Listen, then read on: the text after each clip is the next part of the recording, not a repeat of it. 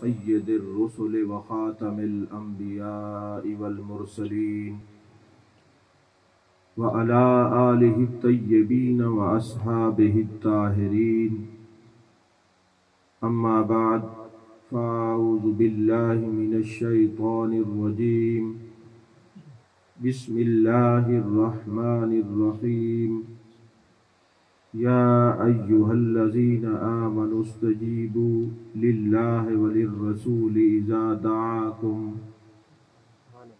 قال اللہ تبارک و تعالی فی مقام آخر ورفعنا لک ذکرک صدق اللہ العظیم وصدق رسولہ النبی الکریم الامین ان اللہ وملائکتہ یصلون علی النبی یا ایہا الذین آمنوا صلوا علیہ وسلموا تسلیما اللہم صلی علی سیدنا و مولانا محمد وعلی آل سیدنا و مولانا محمد وبارک وسلم وصلی علیہ الصلاة والسلام علیکہ یا رسول اللہ الصلاة والسلام علیکہ یا حبیب اللہ الصلاة والسلام علیکہ یا نبی اللہ الصلاة والسلام علیکہ یا خیر خلق اللہ۔ تمام تعریفیں اللہ تبارک و تعالیٰ کے لیے ہیں جو خالق کائنات بھی ہے، مالک شجاعت بھی، جو آد بھی ہے، صمد بھی ہے، جس کی شان لم یلد بھی ہے ولم یولد بھی۔ لا تعداد ہدیہ درود و سلام بارگاہ سید الانام شفیع رحمت والی امت شاہ خوباں جان جانا شہنشاہ حسینہ سید سروراں سیاہ لا مکاں تتیمہ دوراں سرخیل دورہ جمالا رازدان ماؤہا شاہد ماتغا صاحب علم نشرہ معصوم آمنہ احمد مجتبہ حضرت محمد مصطفیٰ صلی اللہ علیہ وآلہ وصحبہ وبارک وسلم کی دربار ناز میں اپنی عقیدتوں، ارادتوں، محبتوں کا خراج پیش کرنے کے بعد میرے انتہائی واجب الاحترام فخر السادات جناب پیر سید مشاہد علی شاہ صاحب زیدہ مجدہ، میرے انتہائی واجب الاحترام حضرت علامہ مولانا قاری محمد ایاز چشتی صاحب زیدہ شرفہ، اور میرے شیخ کریم حضرت خواجہ فقیر صوفی ناصر علی شاہ صاحب رحمۃ اللہ علیہ کے پوتے جناب صاحبزادہ انیس الرحمان صاحب، اور میرے انتہائی واجب الاحترام میرے کرم فرما حضرت علامہ مولانا قاری شبیر حسین چشتی صاحب، اور تمام عاشقان مصطفیٰ صلی اللہ علیہ وسلم۔ اللہ جل مجدہ کی توفیق اور عطا سے ہم آقا کریم صلی اللہ علیہ وسلم کا ذکر سننے اور سنانے کے لیے جمع ہے۔ ہر عاشق رسول میری آنکھوں کا نور ہے، میرے سر کا تاج ہے۔ یقیناً آپ لوگوں سے ملاقات اور آپ کی زیارت بھی میرے لیے شرف کا باعث ہے۔ اس کا سبب یہ ہے حضرت عبداللہ بن عباس رضی اللہ تعالیٰ عنہما روایت کرتے ہیں، اور اس حدیث کو امام لالکائی نے اپنی کتاب میں نقل فرمایا ہے، اور امام لالکائی آج کے نہیں ہے، 418 ہجری کے امام ہے۔ وہ فرماتے ہیں میرے آقا علیہ السلام نے فرمایا سنی کے چہرے کو دیکھنا بھی عبادت ہے، سنی کے چہرے کو دیکھنا بھی عبادت ہے۔ اور الابریز کے اندر عبدالعزیز الدباغ رحمت اللہ علیہ نے لکھا کہ غوث پاک رضی اللہ تعالیٰ عنہ فرماتے ہیں جب کوئی کسی عاشق رسول کسی سنی کے چہرے کو دیکھتا ہے اس کے ایمان میں زیادتی ہوتی ہے۔ آپ توجہ یار میری طرف رکھیں، کچھ میرا مزاج نہیں ہے کہ میں یہ کہوں بھئی سبحان اللہ کہیں، اگر کوئی کہتا ہے تو میں روکتا بھی نہیں ہوں، لیکن یہ نہیں ہے کہ آپ موبائل سنتے رہیں، ادھر ادھر دیکھیں، اشارے کریں، کنائے کریں، اس چیز سے پرہیز کریں۔ آپ مجھے نہ دیکھیں، یہ دیکھیں میں کس کا ذکر کر رہا ہوں، یہ میں بات کس کی کر رہا ہوں، آپ اس کی طرف توجہ کریں۔ اور ویسے بھی میں یہ نہیں کہوں گا کہ آپ سبحان اللہ کہیں گے تو یہ مل جائے گا، یہ مل جائے گا، یہ ساری حدیثیں آپ نے سن رکھی ہیں۔ ایک بات ذہن نشین رکھیں، قرآن پاک کی تفاسیر کے اندر یہ بات موجود ہے کہ جب حضرت یوسف علیہ السلام شہنشاہ مصر بنے تھے، شاہ مصر بنے تھے، تو آپ نے ایک پیمانہ مقرر کیا تھا کہ جو آدمی ہے اس کو اس پیمانے کے مطابق غلہ اور اناج دینا ہے۔ اب لوگ آتے، جو پیمانہ آپ نے مقرر کیا ہوا تھا اس کے مطابق وہ غلہ اور اناج ملتا رہتا۔ ایک دن ایک نوجوان آتا ہے، جو خدام وہاں ڈیوٹی پر کھڑے تھے، انہیں کہتا ہے مجھے دگنا چاہیے۔ انہوں نے کہا تیرا تخصص کیا ہے، تشخص کیا ہے، تیری شخصیت کیا ہے؟ اس نے کہا مجھے حضرت یوسف علیہ السلام سے ملوائیں، پھر میں بتاؤں گا کہ میری حقیقت کیا ہے، میں کون ہوں، میرا تعارف کیا ہے۔ جب حضرت یوسف علیہ السلام سے ملاقات ہوئی تو آپ نے پوچھا نوجوان تم جو یہ سوال کر رہے ہو مجھے دگنا دیا جائے، تیری حیثیت کیا ہے؟ اس نے کہا حضور جب زلیخا والا معاملہ ہوا تھا، جس بچے نے پنگوڑے میں آپ کے پاک ہونے کی گواہی دی تھی وہ میں نوجوان ہوں۔ تو حضرت یوسف علیہ السلام نے فرمایا اس کو اتنا دو، یہ اٹھا نہ سکے، اس کو نواز دیا جائے۔ اب وہ جو غلہ اور اناج وہاں پہ انہوں نے مقرر کیا ہوا تھا اس سے زیادہ اس کو دیا۔ اب جب اس بچے سے اتنا زیادہ اس کو ملا کہ اٹھایا نہیں جا سکتا تھا، تو فوراً حضرت یوسف علیہ السلام پر وحی نازل ہوئی۔ اللہ تبارک و تعالیٰ نے فرمایا میرے پیارے یوسف اس کو اتنا کیوں نواز دیا ہے، اس کو اتنا کیوں دیا ہے؟ تو انہوں نے جواب دیا میرے مالک اس بچے نے مجھے پاک کہا تھا اس لیے میں نے نوازا ہے۔ اللہ نے فرمایا میرے پیارے یوسف آپ پھر گواہ ہو جائیں، آپ نے اپنی شان عظمت اور ظرف کے مطابق نوازا ہے، جو آپ کو پاک کہے اور جو مجھے سبحان کہے گا قیامت والے دن میں اپنی شان کے مطابق اس کو نوازوں گا۔ جو مجھے سبحان کہے گا میں اپنی شان کے مطابق اس کو نوازوں گا۔ اگر بندہ محبوب علیہ السلام کا ذکر کرتے ہوئے بھی اس کی زبان سے سبحان اللہ نہ نکلے تو پھر کب نکلے گا؟ چلو خطیب تو سبحان اللہ نہ کہیں، ان کی مجبوری ہوتی ہے کہ خطیب کسی کی بات کو پسند نہیں کرتے، اگرچہ یہ جو رویہ ہے یہ اہل سنت کا نہیں ہے۔ جو محبوب علیہ السلام کا ذکر کرنے والے ہیں وہ بھی ہماری آنکھوں کا ٹھنڈک ہے، ہماری آنکھوں کا نور ہے۔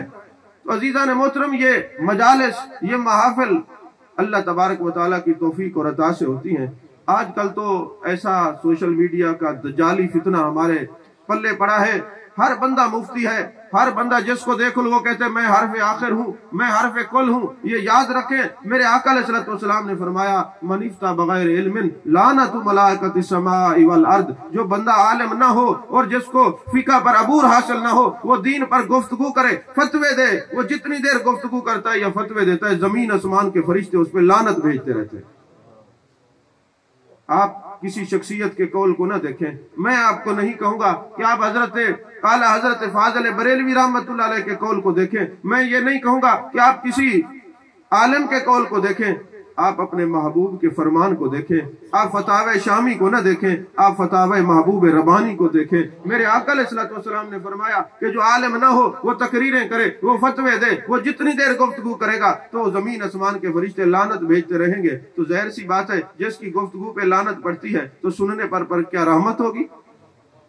اور پھر علماء بیٹھے ہیں اس بات کی تائید کریں گے جس شخص کو ناسخ اور منسوخ کا علم نہ آتا ہو اس کو منبر پہ گفتگو کرنا حرام ہے۔ حضرت علی کرم اللہ وجہ الکریم نے کوفہ کی جامع مسجد کے اندر ایک خطیب کو دیکھا کہ وہ درس قرآن دے رہا تھا۔ آپ نے کان سے پکڑا، فرمایا تجھے ناسخ منسوخ کا علم آتا ہے؟ اس نے کہا نہیں آتا۔ فرمایا تم خود بھی ہلاک ہو رہے ہو، دوسروں کو بھی ہلاک کر رہے ہو۔ کان سے پکڑا، فرمایا علی کی زندگی میں تجھے منبر پر نہ دیکھوں۔ حضرت عبداللہ بن عمر کا بھی یہی طریقہ تھا، حضرت عبداللہ بن عباس کا بھی یہی طریقہ تھا۔ جس کو ناسخ منسوخ کا علم نہ آتا ہو اس کو منبر سے اتار دیتے تھے اور کہتے میرے محبوب کا فرمان ہے، اس کا گفتگو کرنا حرام ہے۔ جب اس کا گفتگو کرنا حرام ہے تو سننے والوں کا سننا بھی تو حرام ہے۔ میرے آقا علیہ السلام نے یہ کیوں فرمایا کہ جو باقاعدہ عالم نہ ہو، مستند عالم نہ ہو، جو ناسخ منسوخ کا علم نہ رکھتا ہو اس کا گفتگو کرنا حرام ہے؟ کیوں فرمایا؟ آپ غور کریں تو آج کی ان فتنوں کی جو آب و ہوا ہے یہ نگاہ مصطفیٰ صلی اللہ علیہ وسلم سے چھپی ہوئی نہیں تھی۔ میرے آقا دیکھ رہے تھے کل کو کئی ایسے لوگ ہوں گے جو کہیں گے ہم ڈاکٹر ہیں، کوئی کہیں گے ہم انجینئر ہیں، کوئی کہے گا ہم فلاں ہیں۔ انہوں نے دینی علم تو حاصل کیا ہوگا مگر دنیاوی علم تو حاصل کیا ہوگا، دینی علم نہیں حاصل کیا ہوگا، اور ہر بندہ ان کو سنے گا۔ میں پہلے بتا دوں سننا اس کو ہے جو مستند عالم ہے۔ آپ نے گفتگو اس کی سننی ہے جس کو ناسخ منسوخ کا علم آتا ہو. آپ نے گفتگو اس کی سننی ہے جس کو باقاعدہ استادوں نے یہ حدیث بیان کرنے کی اجازت دی ہو کہ تم یہ پڑھو, تم نے یہ دورہ حدیث کر لیا ہے, تم نے یہ دینی علوم کو پوری طرح سمجھ لیا ہے, لہذا تم اب دین پر گفتگو کر سکتے ہو. یارو, جس طرح اگر کوئی ڈاکٹر نہ ہو, حکیم نہ ہو, وہ کسی کو دوائی دے اور کسی کی جان چلی جائے, اس ڈاکٹر پر دیت ہے, وہ قصاص اس کو دینی پڑے گی. اور اگر کوئی عالم نہ ہو, مسئلہ بیان کرے, اس کا ایمان چلا جائے, تو پھر اس پہ تو دیت ہے نا. اچھا, جب میرے آقا علیہ الصلوۃ والسلام نے فرمایا کہ جو عالم نہ ہو گفتگو کرے اس پر زمین اسمان کے فرشتے لعنت بھیجتے ہیں, تو کسی نے پوچھا یا رسول اللہ صلی اللہ علیہ وسلم, اگر وہ مسئلہ غلط بتائے تب لعنت بھیجتے؟ فرمایا صحیح بتائے تب بھی بھیجتے ہیں. کس لیے؟ کیونکہ یہ اس کا فن نہیں تھا, یہ اس کا شعبہ نہیں تھا. اس نے شعبے کو ٹچ کیوں کیا ہے؟ کبھی آپ نے دیکھا ہے کسی میڈیکل والے کو کہیں فتویٰ لکھ دے, وہ کہے گا نہیں بھائی مجھ سے میڈیسن لکھوا لو جتنی مرضی ہے, میں دوائی لکھ دیتا ہوں. اور اگر کسی مفتی کو کہیں یہ بیمار ہے اس کے لیے نسخہ لکھ دے, وہ کہے گا نہیں, یہ جو کسی شعبے کا ماہر ہوتا ہے اس شعبے کے پاس جائے. تو جب دنیا داروں کے شعبے کو ٹچ نہیں کرتے تو دنیا داروں کو چاہیے اپنا کام کرے, وہ دین پر بحث کیوں کرتے ہیں؟ اور قصور تو ہم لوگوں کا ہے کہ جس کو دل کرے سوشل میڈیا کھولا اور سننا شروع کر دیا. ہم نے شخصیت بنا لی ہے, شخصیت پرستی دیکھنی شروع کر دی ہے. ہم نے اپنے نبی کا فرمان نہیں دیکھا, میرے آقا نے کیا فرمایا, کس کو سنو کس کو نہ سنو. آج ایک اعتراض ہوتا ہے کہ لوگوں تم جو محبوب علیہ السلام کا میلاد مناتے ہو, یہ لفظ میلاد کہیں قرآن میں لکھا ہوا ہے؟ اگر لفظ میلاد قرآن میں لکھا ہوا ہے تو میلاد منایا کرو. اگر لفظ میلاد قرآن میں نہیں ہے تو اپنی ترجیحات پر غور کرو, تمہیں میلاد نہیں منانا چاہیے. میں آپ سے پوچھتا ہوں, دین اسلام کا بنیادی عقیدہ کیا ہے؟ توحید ہے. کیا ہے عقیدہ؟ توحید ہے. اگر میں آپ سے پوچھوں کہ جناب جب آپ کو کوئی سوال کرے کہ یہ جو لفظ میلاد ہے اگر قرآن سے دکھا سکتے ہیں تو میلاد منایا کریں, ورنہ ترجیحات پر غور کریں, تو آپ کو بھی چاہیے نا آپ کہیں دین اسلام کا بنیادی عقیدہ کیا ہے؟ ظاہر سی بات ہے توحید ہے. تو جب وہ کہیں توحید ہے تو کہیں لفظ توحید قرآن میں ہے. لفظ توحید قرآن میں موجود ہے. وہ کہیں گے جی نہیں قرآن میں تو موجود نہیں ہے. ہم تو یہ نہیں کہتے کہ معاذ اللہ کوئی توحید کو چھوڑ دے, ہم تو قرآن پاک کے اصول اور ضوابط کو سمجھتے ہیں, قرآن کے مفاہیم و معنی کو سمجھتے ہیں, قرآن مجید برہان رشید کے اسرار و رموز کو سمجھتے ہیں. لوگ کہیں گے جی لفظ توحید تو قرآن میں نہیں ہے, لیکن قل هو اللہ احد یہ توحید نہیں تو کیا ہے؟ وَإِلَٰهُكُمْ إِلَٰهٌ وَاحِدٌ یہ توحید نہیں تو کیا ہے؟ تو آپ بھی تو کہہ سکتے ہیں لَقَدْ جَاءَكُمْ میلاد نہیں تو کیا ہے؟ قَدْ جَاءَكُمْ یہ میلاد نہیں تو کیا ہے؟ اور پھر یہ سوال ہوتا ہے کیا صحابہ نے محبوب علیہ السلام کا میلاد منایا ہے, محبوب کی آمد کا ذکر کیا ہے؟ مجھے یہ بتائیں صحابی کا مقام افضل ہوتا ہے یا انبیاء کا مقام افضل ہوتا ہے؟ ظاہر سی بات ہے انبیاء کا مقام افضل ہے. آپ پورے قرآن کا مطالعہ کریں, حضرت آدم علیہ السلام سے لے کر حضرت عیسیٰ علیہ السلام تک ہر نبی نے بتایا ہے میرے نبی آئیں گے, میرے آقا کریم صلی اللہ علیہ وسلم کی جلوہ گری ہوگی, میرے آقا جان جانا جان عالم جان کائنات تشریف لائیں گے. حتیٰ کہ عیسیٰ علیہ السلام نے بتایا میرے بعد نبی آئیں گے اسمہ احمد, ان کا نام احمد ہوگا. حضرت آدم سے لے کر عیسیٰ علیہ السلام تک عقائد کی کتابوں میں ہے 2 لاکھ کم و بیش 24,000 پیغمبر ہیں. ایک بات مشہور ہو گئی 1 لاکھ کم و بیش 24,000 ہے, تو لوگ پھر کہہ دیتے کم و بیش میں یہ مسئلہ حل ہو جاتا ہے. لیکن اگر 2 لاکھ کم و بیش 24,000 پیغمبر آمد مصطفیٰ صلی اللہ علیہ وسلم کی خبر دیتے رہے تو وہ انبیاء تھے, وہ بتاتے تھے محبوب آئیں گے. اب عشاق کہتے محبوب آ گئے, سرکار آ گئے. طریقہ کار تو وہی ہے. جب 2 لاکھ کم و بیش 24,000 پیغمبروں نے آمد مصطفیٰ صلی اللہ علیہ وسلم کا ذکر کیا ہے, تو آج محبوب کے یہ دیوانے, یہ پروانے, یہ مستانے جب بیٹھ کر محبوب کی آمد کا ذکر کرتے ہیں تو یہ تو انبیاء کی سنت ہے.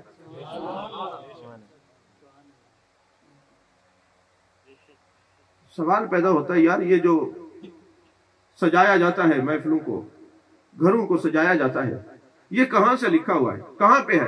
تو آپ قرآن اٹھائیں, کسی مفتی کے فتوے کو لینے کی ضرورت نہیں. اللہ نے فرمایا وَلَقَدْ زَيَّنَّا السَّمَاءَ الدُّنْيَا ہم نے مزین کر دیا ہے زمین کو, آسمان کو, پوری کائنات کو سجا لیا ہے. آپ اس حدیث اس آیت کی تشریح کو پڑھیں, آپ علامہ اسماعیل حقی کی روح البیان کو پڑھیں, آپ حضرت بغدادی آلوسی سید محمود بغدادی آلوسی رحمت اللہ علیہ کی تفسیر کو پڑھیں.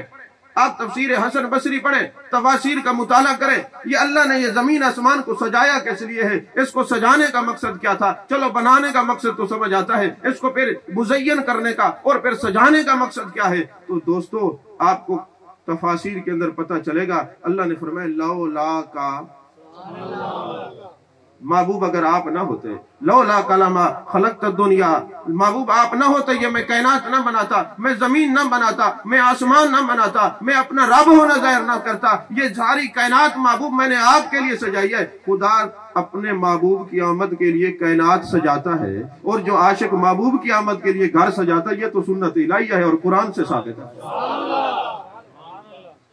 آپ کی توجہ ہے؟ ناراض تو نہیں ہو رہے آپ؟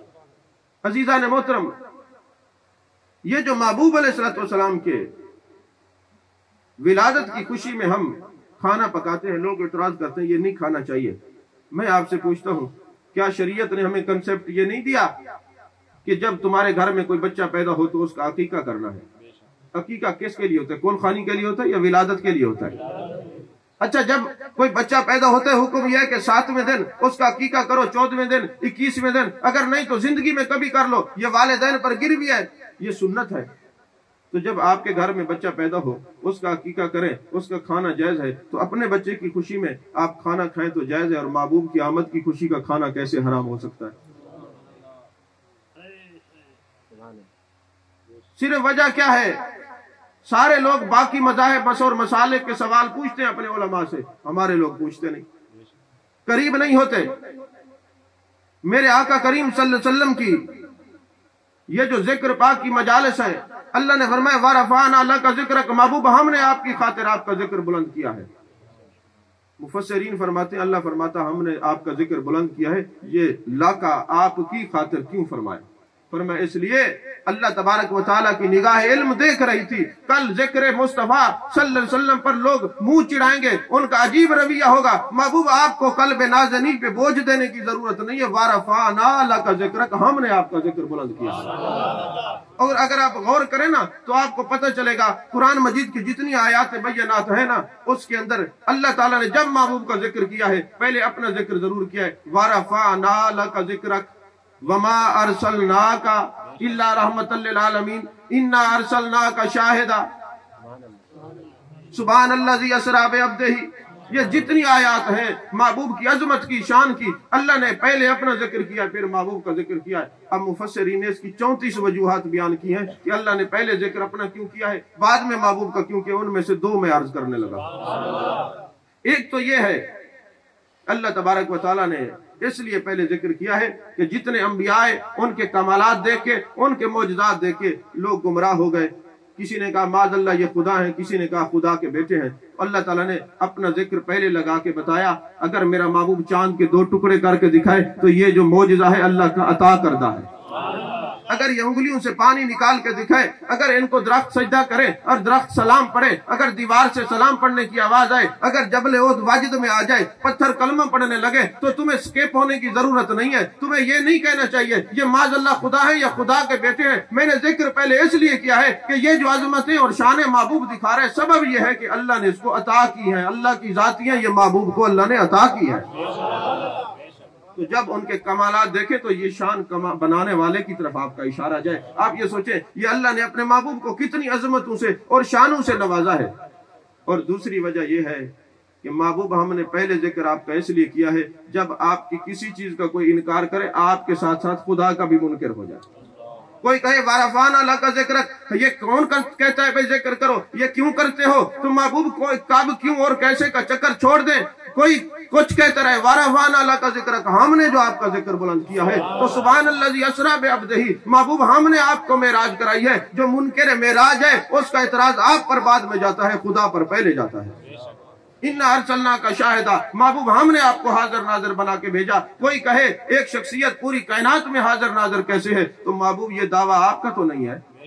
اِنَّا أَرْسَلْنَاكَ ہم نے بنا کے بھیجا ہے۔ محبوب بات تو ہم نے کی ہے نا۔ جس کو اعتراض ہے آپ کے حاضر ناظر ہونے پر، خدا سے بات کریں۔ جس کو اعتراض ہے کہ ذکر رسول کیوں کرتے ہو، اتنا بلند کیوں کرتے ہو، خدا سے بات کریں۔ جس کو معراج پر انکار ہے وہ خدا سے بات کرے۔ محبوب یہ تو ساری شانیں ہم نے دی ہیں، جس کو اعتراض ہے ہم سے وہ پنگا لے رہے، آپ سے تو بات ہی نہیں ہے۔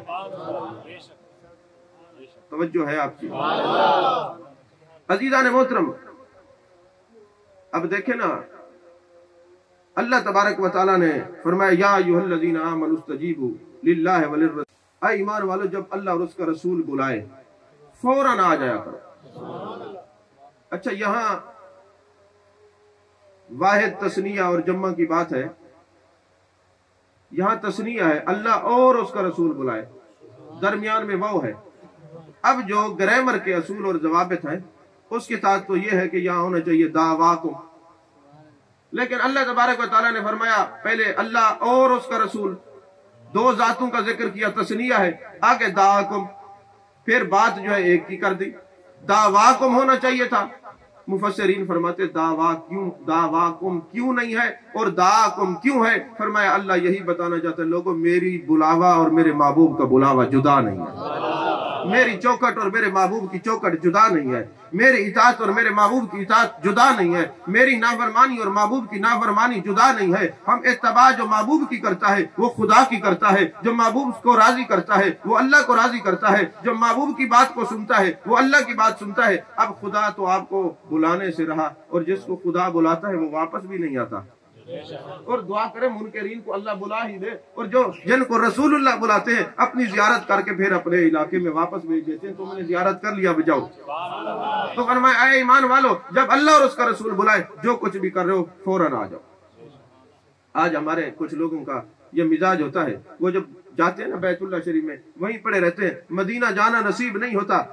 تفسیر عزیزی کے اندر شاہ عبد العزیز محدث دہلوی علیہ رحمہ نے یہ حدیث پاک نقل کی ہے، میرے آقا علیہ الصلوۃ والسلام نے فرمایا جب قیامت ہوگی، قرب قیامت میں فرشتے آئیں گے، ایک نہیں دو نہیں 70,000 فرشتے آئیں گے، کعبے کو سجائیں گے، دلہن بنائیں گے، اس کو مرصع کریں گے، جب سجا لیں گے تو کہیں گے بیت اللہ چل تجھے جنت میں لے جانے کے لیے آئے ہیں، تو یہ بیت اللہ کہے گا مجھے جنت میں نہ لے جاؤ، پہلے در مصطفیٰ پہ لے جاؤ۔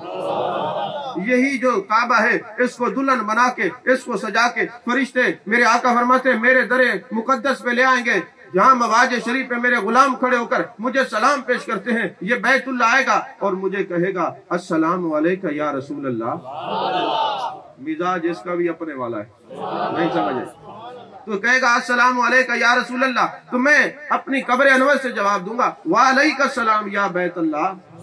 پھر یہ کعبہ کہے گا یا رسول اللہ صلی اللہ علیہ وسلم میں آپ کی بارگاہ میں سلام پیش کرنے کے لیے آیا ہوں، میں کعبے سے پوچھوں گا کعبہ بتا میرے امتیوں کے ساتھ کیا سلوک کرے گا؟ یہ کعبہ کہے گا یا رسول اللہ صلی اللہ علیہ وسلم 120 رحمتیں ہر وقت مجھ پہ برستی رہی ہیں، جس نے آ کے طواف کیا ہے 60 رحمتیں اس نے پائی ہیں، جو میرے قرب میں بیٹھ کے عبادت جس نے کی ہے 40 رحمتیں اس کو ملی ہے، اور 20 رحمتیں اس کے لیے جس نے کچھ نہیں کیا پیار سے صرف مجھے دیکھتا رہا ہے۔ 120 رحمتیں بیت اللہ شریف پر ہر وقت ہے۔ تو میرے آقا علیہ الصلوۃ والسلام فرماتے ہیں اے بیت اللہ بتا میری امت کے ساتھ کیا سلوک کرے گا؟ اس نے کہا جو چل کے آیا میری طرف، جس نے میری زیارت کی اور میرا طواف کیا، یا رسول اللہ صلی اللہ علیہ وسلم میں اس کی شفاعت کروں گا۔ میرے آقا فرماتے ہیں پھر میں اسے کہوں گا جو تیری طرف نہیں آ سکا، تو یہ کعبہ جواب دے گا، بیت اللہ جواب دے گا یا رسول اللہ صلی اللہ علیہ وسلم جس کا کوئی نہیں ہے آپ تو ہے نا، جو میری طرف نہیں آ سکے مگر تمنا لے کے دنیا سے چلے گئے، میں آپ کی بارگاہ میں آیا ہوں ان کی شفاعت کرنے کے لیے کہ آپ ان کی شفاعت، آپ شفیع ہو جائیں، ان کی شفاعت کریں۔ تو لوگ جس کعبے کو چھوڑتے نہیں وہ کعبہ خود خیش رکھتا ہے در مصطفیٰ پہ حاضر ہو جائے۔ عزیزان محترم ایک بات اور بھی ذہن نشین رکھے، میرے آقا علیہ السلام نے بیت اللہ شریف پہ ہاتھ رکھا، فرمایا بیت اللہ تیرا بڑا مقام ہے لیکن یاد رکھ اللہ کے نزدیک مومن کا مقام تجھ سے 70 گنا زیادہ ہے۔ بیت اللہ کا اکرام جو کرے اللہ کتنی رحمتوں سے نوازتا ہے۔ اسی حدیث کو رکھ کے حضرت با یزید بستامی رحمت اللہ علیہ فرماتے ہیں یہ جو اللہ کے ولیوں کے چہروں کو دیکھتے ہیں اور یہ سلوک کی منازل طے ہو جاتی ہیں، بات یہ ہے جس طرح بیت اللہ پہ 120 رحمتیں ہوتی ہیں 70 گنا اس کا مقام تو زیادہ ہے۔ جب اللہ والے اس پر نگاہ ڈالتے ہیں، اس کو خلافت دیتے ہیں، اس کو اجازت دیتے ہیں، اور کئی ولیوں نے اس کے چہرے کو دیکھا ہوتا ہے، اتنے ولیوں کے سلسلے کے شجرے کے سارے بزرگ جب چہرے کو دیکھتے ہیں، پھر جب کوئی عام گناہگار ایسے مومن کے چہرے کو دیکھتا ہے اس کا دل مزکا مصفا اور مجلہ ہو جاتا ہے۔ اگر کوئی کعبے کی اللہ نہ کرے کوئی کسی وقت کوئی गुस्ताखी हो जाए तो इतना गुनाह नहीं है जितना मोमिन की दिल आजारी पर गुनाह होता है, क्योंकि मोमिन का जो मकाम है, महबूब अलैहिस्सलाम ने फरमाया, आज हमारे माशरे में ये बदगुमानी की ऐसी वबा फूट चुकी है, हर एक पे बदगुमानी, हर एक बात पे ये ऐसे होगा, ये ऐसे होगा, ये ऐसे होगा। याद रखें, अगर कोई बंदा, मेरे आका अलैहिस्सलाम ने फरमाया, किसी पर बोतान लगाते बिलखसूस औरतों पर, तो जब तक उसको 80 कोड़े ना मारे जाए उसकी तौबा ही कबूल नहीं होगी। 80 कोड़े ना मारे जाए तौबा। हमने तो एक अजीब रिवाज बना लिया ना, जिसके मर्जी है बात कर दें, हो सकता है कहने वाले और करने वाले के वहम और गुमान में भी ना हो। हजरत इमाम मालिक रहमतुल्लाह अलैह के जमाने की बात है, मदीने की बात है। शहर मदीना के अंदर एक औरत को गुस्ल दे रहे थे जो फौत हो गई थी, जो गसाला थी गुस्ल देने वाली। उसने कहा ये औरत ठीक नहीं है, इसका किरदार ठीक नहीं है। उसका ये कहना था कि उसके जिस्म से हाथ चिपक गया। अब हाथ छूटता नहीं था, बड़ी कोशिश की हाथ छुड़ाने के लिए, हाथ नहीं छूटता। हजरत इमाम मालिक के पास गए, हुजूर ये मामला है। आपने फरमाया मुझे ले चलो वहां पे। पर्दा करवा दिया गया। आपने फरमाया औरत सच्ची बता, तूने इस पर कोई बोतान तो नहीं लगाया, कोई इल्जाम तो नहीं लगाया, कोई इसके खिलाफ बात तो नहीं की? कहने लगे जी मैंने ये कहा है कि इसका किरदार ठीक नहीं। कहा तू जानती है इसका किरदार ठीक नहीं? कहा नहीं, मैंने तो वैसे कहा है। फरमाया अब कुरान ने ये हुक्म दिया है कि जब तक बोतान लगाने वाले को 80 कोड़े ना मारे जाए उसकी तौबा कबूल नहीं होती, लिहाजा इसको 80 कोड़े मारो। जब उस गसाला को 80 कोड़े मारे गए तब जाके उसका हाथ छूटा। अब मैं आपसे पूछता हूं, अब ये ताजीरात का हवाला तो हमें मिलता नहीं कि किसी से कोई कोताही हो जाए तो उसको सजा दी जाए। तो जब 80 कोड़े नहीं लगेंगे तो तौबा कैसे होगी? फिर तौबा कैसे कबूल होगी? हम जब कहीं जाते हैं एक अजीब हमारा रवैया होता है, अजीब अंदाज होता है, अजीब ख्यालात होते हैं, और ख्यालात के अंदर हम बोहतानबाजी का एक समंदर करास कर जाते हैं। एक बात याद रखना, एक होता है महबूब अलैहिस्सलाम का जश्न मनाना, एक होता है महबूब अलैहिस्सलाम का मिशन मनाना। ये हम जो महबूब का जिक्र करते हैं ये जश्न है, ये भी कुरान से साबित है। अल्लाह ने फरमाया लतुमिनु बिल्लाहि व रसूलिही व तुअज़्ज़िरुहु व तुवक्किरुहु व तुसब्बिहुहु बुक्रतन व असीला। जैसे हजरत ख्वाजा कमरुद्दीन सियालवी रहमतुल्लाह अलैह के पास एक शख्स आया, कहने लगा हजरत ये जो लोग मुसलमान अंगूठे चूमते हैं, महबूब का नाम इसमें ग्रामी आ जाए, ये कहाँ लिखा हुआ है? आपने फरमाया अरे मियां ये तो कुरान में है। उन्होंने कहा मैं हाफिज हूं, कुरान में तो कहीं नहीं देखा मैंने। आपने फरमाया ये बताओ जो महबूब का नाम आए इसमें ग्राम या अंगूठे चूमते हैं, वो महबूब की ताजीम करते हैं या तौहीन करते हैं? उसने कहा जी ताजीम करते हैं। फरमाया जब तुम मानते हो ये ताजीम करते हैं तो अल्लाह ने फरमाया व तुअज़्ज़िरुहु व तुवक्किरुहु, महबूब की ताजीम और तौकीर करो। ये पैमाना नहीं बताया कैसे करो, जो भी ताजीम का पहलू हो जरूर करो। जहां महबूब के आमद का इजहार हो, आप घर को सजा सकते हैं, इजहार तहदीस नेमत के तौर पर आप इजहार कर सकते हैं, करें, ये ताजीम है। और तीसरा दर्जा है व तुसब्बिहुहु बुक्रतन व असीला। अब सुबह शाम अल्लाह की इबादत करो, अल्लाह का जिक्र करो, अल्लाह की तस्बीह करो। अल्लाह ने ताजीम मुस्तफा पहले रख दी है, इबादत का दर्जा बाद में रखा है, इसलिए कि जिसके दिल में ताजीम नहीं उसकी नमाज नहीं, रोजा नहीं, ज़कात नहीं, हज नहीं। ताजीम मुस्तफा पहले है, इबादत का दर्जा बाद में है। अजीज़ान मोहतरम, यही वजह है कि सहाबा ने जब ये सुना कि ये काबा भी महबूब की बारगाह में जाएगा तो सहाबा का अंदाज बदल गया। बुखारी शरीफ की हदीस पाक उठा ले, उलमा तशरीफ फरमा है जब लोग नमाज पढ़ते तो चेहरे मुस्तफा को तकते रहते थे। किसी ने सवाल किया कि ज़ुहर की नमाज के अंदर क्या महबूब तिलावत करते? कहते हाँ हमने देखा दाढ़ी मुबारक हिल रही होती थी। अब इमाम की दाढ़ी मुक्तदी कैसे देख सकते हैं? पीछे खड़े होते हैं। और मुस्नद अबू याला की हदीस पाक है जब जंग बदर हुई तो फरिश्ते आसमान से आए, 5000 की तादाद में थे। मुझे बताएं क्या फरिश्तों का काम जंग करना है, लड़ाई करना है? वो तो तस्बीह करने वाले हैं। फरमाया जब मेरे महबूब को जरूरत पड़े फिर अपना कमाल और अपना जो मकाम है वो बदल डालो। वो जिस मकाम पे मैंने रखा है तस्बीह, आप जाओ जाके मैदान जंग में मेरे महबूब की जो हिफाजत फरमाओ। तो जब जरूरत पड़ती है तो फिर मकामात बदलने पड़ते हैं। तो ये फरिश्ते आए, महबूब अलैहिस्सलाम के साथ जंग बदर हुई। जब जंग खत्म हो गई फरिश्ते आसमान पे चले जाते हैं। महबूब अलैहिस्सलाम की ये जंग का मामला खत्म हो गया, मेरे आका नमाज पढ़ा रहे हैं और नमाज के अंदर आप मुस्कुराने लग गए। और ये तफसीर इब्न कसीर में और तफसीर मजरी में भी ये हदीस पाक है। असल ये मुस्नद अबू याला की है और हदीस सही है, हदीस सही हसन और ज़ईफ ये इकसाम है ना हदीस की। तो अब वो जनाबे वाला मेरे आका अलैहिस्सलाम मुस्कुराए, साहबा ने अर्ज की या रसूल अल्लाह सल्लल्लाहु अलैहि वसल्लम आप मुस्कुरा रहे थे। अब मुक्तदी पीछे खड़े हो, इमाम आगे हो, नजर आते मुस्कुरा रहे हैं, तो वो ऐसे झांक झांक के महबूब को देखते थे। अल्लामा बदरुद्दीन ऐनी ने कहा कोई तो सहाबा से पूछो कि आए मेरे महबूब के सहाबा, जब सिमत किबला छोड़ दिया जाए तो नमाज टूट जाती है, आप तो काबे को छोड़ के इधर देखते रहते, तो जवाब यही मिलेगा हमने सिमत किबला को छोड़ा है, काबे को तो देखते रहे हैं ना। हमारी नमाजों में कैसे फर्क आ सकता है? हम तो महबूब के चेहरे मुनव्वरा मुकद्दसा वद्दुहा के चेहरे को तकते थे, हम तो वल्लैल की जुल्फों वाले महबूब को देखते थे, हम तो माज़गल बसर व मा तग़ा की काजल वाली आंखों वाले महबूब को तकते रहते थे, भला हमारी नमाज कैसे टूट सकती है? मेरे आका ने फरमाया मैं मुस्कुरा किस वजह से रहा था? इसलिए कि जब ये जिब्रील अमीन फरिश्तों को लेके खुदा की बारगाह में गया तो अल्लाह ने पूछा है ऐ जिब्रील तुम जो वापस आए हो मेरे यार से इजाजत लेके आए हो? वापस जो आए हो मेरे यार से इजाजत लेके आए हो? मेरे यार से पूछा है? उन्होंने कहा जी हम वापस आ गए, आपके हुक्म से गए थे। अल्लाह ने फरमाया गए मेरे हुक्म से थे, अब वापसी मेरे यार के हुक्म से, जाओ मेरे महबूब से इजाजत लेके आओ, हुजूर हम वापस चले जाएं।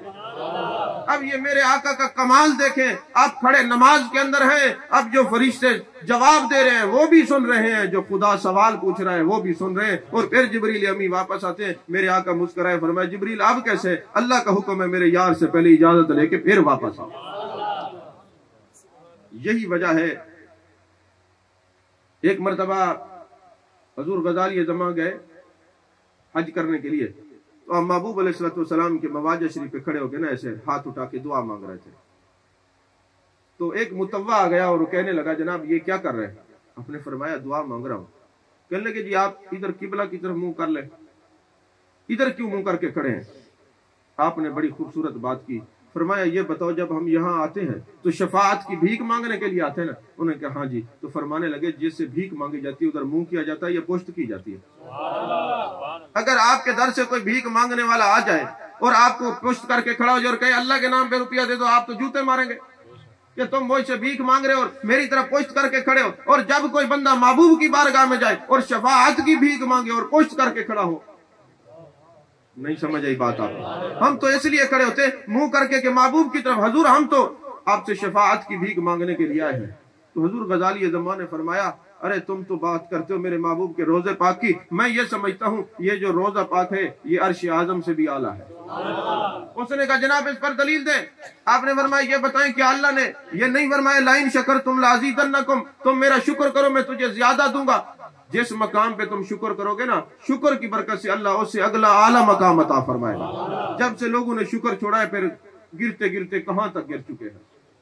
शुक्र की नेमत बहुत बड़ी नेमत है। तो मेरे आका ने फरमाया, अल्लाह ने कुरान में फरमाया लाइन शकर तुम लाज़ीदन्नकुम, जो मेरा शुक्र करते मैं उससे ज्यादा मकाम दूंगा। मुझे ये बताए अल्लाह तबारक व तआला को हजरत ईसा अलैहि सलाम ने तीसरे आसमान पे बुला लिया है, वो कहाँ है जी? तीसरे आसमान पे। फरमाया वहां शुक्र कर रहे हैं या चुप करके बैठे? उन्हें का शुक्र करे। फरमाया अब कुरान का असूल ये है कि कोई तीसरे आसमान पे शुक्र करे तो चौथे पे जाए, चौथे पे शुक्र करे तो पांचवें पे जाए, पांचवें पे शुक्र करे तो छठे पे जाए, छठे पे शुक्र करे तो सातवें पे जाए। तो आप अल्लाह के नबी हैं, खुदा की हर बात मानने वाले हैं, वहां शुक्र कर रहे हैं। अब चाहिए तो ये था कि ये ऊपर आसमान पे जाए, लेकिन ईसा अलैहि सलाम आसमान पे नहीं जाएंगे, मेरे महबूब के कदमों में आएंगे, यही उनकी मज़ार मुक़द्दसा बनेगी। तो पता चला ये महबूब का रोजा अर्श आज़म से भी अफजल है। और यही वजह है कि जब हजरत बिलाल रजी अल्लाह तआला अन्हु काबे की छत पे खड़े हुए और अजान दे रहे हैं, महबूब पाक सल्लल्लाहु अलैहि वसल्लम तवाफ कर रहे हैं, उलमा ने लिखा अपनी किताबों में कि जब हजरत बिलाल अजान देते थे मेरे महबूब का नाम इसमें ग्रामी आता तो चेहरे मुस्तफा की जियारत करके गवाही देते थे महबूब अलैहिस्सलाम के रसूल होने की। लेकिन उस वक्त अंदाज कुछ जुदा था। खड़े काबे की छत पे हैं, मेरे आका तवाफ कर रहे हैं, तो हजरत बिलाल ने कैसे अजान दी, एक जगह पे खड़े नहीं हुए, जैसे जैसे महबूब का चेहरा फिरता जा रहा है हजरत बिलाल अजान देते हुए भी चेहरा फेर रहे हैं। तो किसी ने कहा बिलाल आज तेरे अंदाज जुदा है, अजान देने का अंदाज जुदा है। फरमाया मैं तो रुखे मुस्तफा को देख के अजान देता हूँ, मैं तो महबूब के वद्दुहा के चेहरे को देख के अजान देता हूँ, तो मैं तो महबूब के वल्लैल की जुल्फों को देख के अजान देता हूँ। आज महबूब जो तवाफ में थे, जहां जहां रुखे मुस्तफा फिरता गया है, मैं भी चेहरा फेरता गया हूँ, क्योंकि मैं काबे के ऊपर खड़ा था और काबे का काबा तवाफ में था। एक आशिक रसूल गए ना मदीने में, वक्त भी खत्म हो गया है क्योंकि वक्त ये मुख्तसर होता है ज़ुहर असर का। एक आशिक है ना मदीने में, तो महबूब अलैहिस्सलाम के रोजे पर, अब नाराज तो नहीं हो रहा है, खुश बैठे हैं ना। तो महबूब अलैहिस्सलाम का आशिक जब मदीने गया तो हर चीज, आशिक ना अपने महबूब की हर अदा से मोहब्बत करता है, हर अदा से मोहब्बत रखता है। अब आशिक गया तो क्या देखता है कि महबूब अलैहिस्सलाम का जो रोजा मुबारक है वो इमाम की बाएं तरफ है। जो मस्जिद नबी शरीफ गए वो जानते हैं कि जब मुसल्ला इमामत पे इमाम खड़ा होता है मस्जिद नबी का, तो महबूब का रोजा बाएं तरफ है। अब वो आशिक ज़ार था, दिल में ये ख्याल आया कि महबूब अलैहिस्सलाम के सदके तो कायनात बनी है। हम रोटी खाते हैं दाएं हाथ से, सलाम करते हैं दाएं हाथ से, जी कोई बुजुर्ग होते हैं उनको दाएं साइड पे बिठाते हैं। ये दाएं का जो मामला है ना, ये शरीयत के अंदर बहुत आला है। तो हर काम हम दाएं हाथ से करते हैं। ये अजीब मामला है कि महबूब अलैहिस्सलाम का रोजा मुबारक बाएं तरफ है। और वैसे शाह अब्दुल हक मुहद्दिस देहलवी अलैहिर्रहमान ने अशरतुल लम्हात के अंदर एक हदीस लिखी है, मेरे आका अलैहिस्सलाम ने फरमाया, लोगों कायनात की किसी मस्जिद में जाओ, बैतुल्लाह में जाओ, कायनात की जिस मस्जिद में जाओ, इमाम की दाएं साइड पे खड़े हो ज्यादा सवाब मिलता है, और मेरी मस्जिद में आओ तो बाएं साइड पे खड़े हो तो ज्यादा सवाब मिलता है। तो शाह अब्दुल हक मुहद्दिस देहलवी फरमाते सबब क्या है? कुछ लोगों ने कहा कि ये महबूब अलैहिस्सलाम का रोजा मुबारक बाएं तरफ है इसलिए सवाब ज्यादा है। कहा यह भी ठीक है कि महबूब के निगाह इल्म में थी, रोजा इस तरह बनेगा, लेकिन जब महबूब ने फरमाया बाएं साइड पे खड़े हो जो, उस वक्त तो रोजा बना ही नहीं था।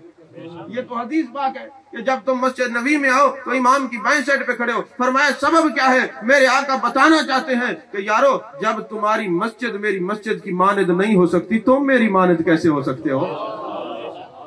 बात नहीं समझ आई आपको, शायद मैं उस तरह समझा नहीं सका कि जब तुम्हारी मस्जिद मेरी मस्जिद की मानद नहीं हो सकती, तुम मेरी मानद कैसे हो सकते हो? तो जब वो आशिक ज़ार गया, अब उसने सारा राउंड किया, देखा एक एक चीज को, तो दिल पर एक अजीब बिजली गिरी कि यार ये अजीब बात है, ये महबूब का रोजा बाएं तरफ क्यों है? अब वो बैठ गया जन्नत रियाजुल जन्ना के अंदर, रोने लग गया कि हुजूर अजीब मामला है, आपका रोजा मुबारक बाएं तरफ क्यों है?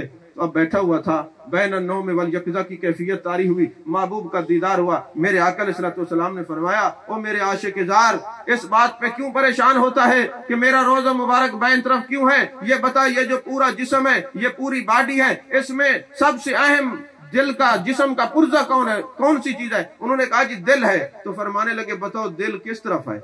उन्होंने कहा बाएं तरफ है। कहा जब दिल बाएं तरफ होगा तो फिर दिल भर का डेरा भी तो बाएं तरफ ही होगा ना। ये तो आशिकों की दुनिया है, ये महबूब अलैहिस्सलाम से मोहब्बत करने वाले लोगों की दुनिया है। अजीज़ान मोहतरम, मेरे आका अलैहिस्सलाम के एक सहाबी हैं, ये आखिरी हदीस आज करके गुफ्तगू खत्म कर रहा हूँ, जिनका नाम है हजरत हंजला रज़ी अल्लाह तआला अन्हु। ये अजीब महबूब के आशिक है। एक दिन रोते हुए आ रहे हैं, हजरत सैयदना सिद्दीक़ अकबर रज़ी अल्लाह तआला अन्हु से मुलाकात हुई। आपने पूछा हंजला क्यों रोते हो? हुजूर लगता है मैं मुनाफिक हो गया हूँ। फरमाया खैर हो, क्या बात हो गई? कहने लगे हुजूर बात यह है कि जब महबूब अलैहिस्सलाम के चेहरे को देखते हैं, आपका जिक्र सुनते हैं, दुनिया भूल जाती है, लेकिन जब घर जाते हैं ये कैफियत बरकरार नहीं रहती। आखिर इसका सबब क्या है? हजरत सिद्दीक़ अकबर रज़ी अल्लाह तआला अन्हु ने फरमाया सबकी कैफियत यही है, जाने जाना के पास चलते हैं, जाने कायनात के पास चलते हैं, जाने आलम के पास चलते हैं, शहनशाह हसीना की बारगाह में चलते हैं, महबूब की बारगाह में अर्ज करते हैं या रसूल अल्लाह सल्लल्लाहु अलैहि वसल्लम ये अजीब कैफियत है, ये कैफियत क्यों है?